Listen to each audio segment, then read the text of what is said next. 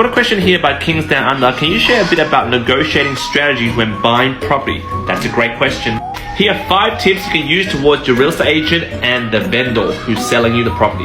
And if you're a real estate agent, please scroll away because I do not want you to know these ninja hacks. Ninja attack number 1, never tell your real estate agent how much you're being pre-approved for. Never ever tell them your pre-approval limit.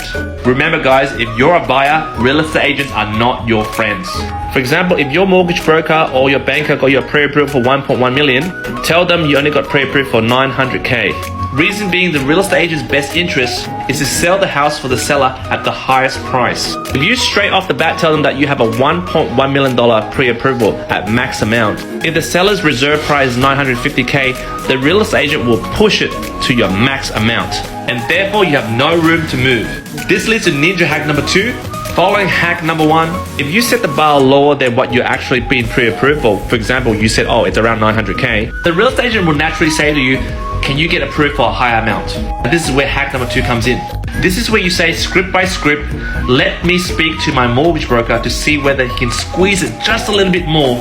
When you say something like that, the real estate agent now thinks he's got you at the ropes. You're really pushed against the ropes and you got really no room to move. Now wait a couple of days and then go back to the real estate agent and go, look, my broker managed to push another 50k, so I could only do 950k. At this moment, if the real estate agent is desperate to sell this property, they'll say, deal. You worked hard, I'll meet you at that point. Hack number 3, if you're a first home buyer, don't tell them you're a bloody first home buyer. If you're a noob to the property market, don't tell them you're a bloody noob. It's like me opening the door and seeing a Mormon and telling them, I've actually got 3 spare hours to listen to you. This leads to hack number 4. Even though you're interested in that property, tell them you're not really interested. Always say this word for word. Actually, this property is actually among the 3 or 4 properties that I've been looking at. And I could buy either one at the moment. Just don't sound desperate, guys. I mean, I know you're a first home buyer noob and you're like excited about this property.